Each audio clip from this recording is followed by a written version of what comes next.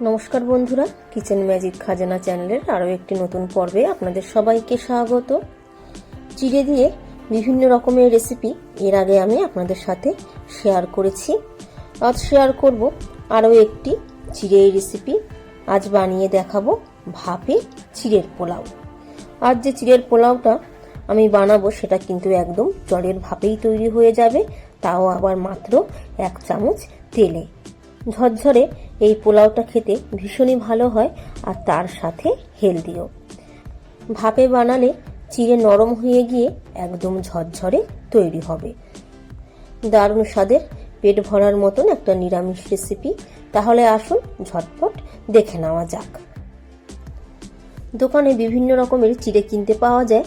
এই পোলাও বানানোর জন্য একটু মোটা দেখে যে সরু আর লম্বা চিড়েটা হয়, আমি এখানে সেই চিড়েটা ব্যবহার করেছি। সাধারণত এই চিড়েটাই কিন্তু পোলাওয়ের জন্য ব্যবহার করা হয়। মেজারমেন্ট কাপ মেপে হাফ কাপ চিড়ে নিয়েছি, ওজনে আছে 125 গ্রাম। 2 থেকে 3 বার চিড়ের মধ্যে জল দিয়ে জল পাল্টে পাল্টে চিড়ে খুব ভালো করে ধুয়ে নেব। আমরা সকলেই জানি চিড়ের মধ্যে ময়লা থাকে, তাই জল পাল্টে পাল্টে চিড়ে কিন্তু খুব ভালো করে ধুয়ে নেবেন। এবার এই ধুয়ে রাখা চিড়ের মধ্যে আমি দিয়ে দেব স্বাদ অনুযায়ী লবণ। লবণ আপনারা আপনাদের টেস্ট অনুযায়ী অ্যাড করবেন। আর যা লবণ দেওয়ার আমি একবারেই দিয়ে দিচ্ছি, পরে কিন্তু আর লবণ অ্যাড করব না। এর সাথে দিয়ে দিচ্ছি 2 টিস্পুন চিনি, 3/4 টিস্পুন হলুদ গুঁড়ো, দিয়ে দেব পাতিলেবুর রস। একটা মাঝারি সাইজের পাতিলেবুর অর্ধেকটা রস আমি এখানে ব্যবহার করছি।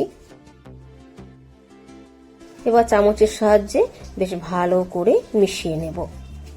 এবার এখানে একটা কথা বলি, চিড়ে ধোয়ার সময় চিড়ে থেকে জল ঝরিয়ে নেওয়ার পর জলটা এমনভাবেই ঝরাবেন চিড়ের মধ্যে যেন হালকা একটা জল ভাব থাকে। কারণ চিড়ে খানিকক্ষণ আমি রেস্টে রেখে দেব যাতে চিড়েটা একটু ফুলে যায়। খুব বেশি জল দিতে যাবেন না, ওই 2 থেকে 3 চামচের মতন জল থাকলেই হবে। এইভাবে ঢাকনা দিয়ে চাপা দিয়ে রেখে দেব 15 থেকে 20 মিনিটের জন্য। 15 থেকে 20 মিনিট পর আমি ঢাকনাটা সরিয়ে নিচ্ছি চামচের সাহায্যে। আবারও একবার নেড়েচেড়ে ভালো করে মিশিয়ে নেব। দেখুন, চিড়ের মিক্সচার রেস্টে রাখার ফলে চিড়ে কিন্তু বেশ ফুলে গিয়ে ঝরঝরে হয়ে গেছে।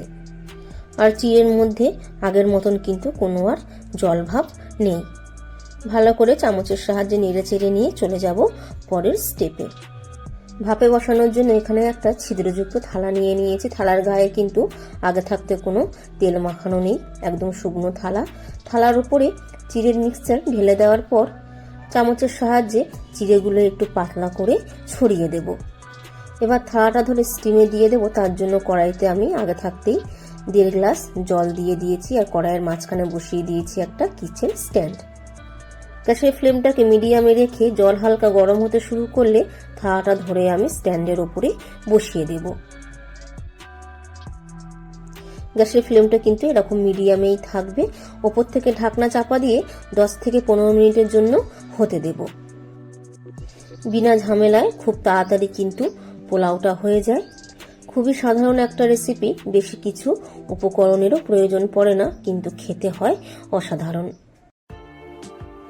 15 মিনিট পর ঢাকনাটা সরিয়ে নিয়ে আমি চামচের সাহায্যে কয়েকটা চিড়ে একটু তুলে নিয়ে আমি দেখে নেব যে চিড়ে সিদ্ধ হয়ে গেছে কিনা। দেখুন, আঙুলের সাহায্যে প্রেস করছি, চিড়ে একদম নরম হয়ে গেছে। এই পর্যায়ে আমি গ্যাসের ফ্লেমটা বন্ধ করে দিয়ে চিড়েগুলো অন্য একটা জায়গার মধ্যে তুলে নেব।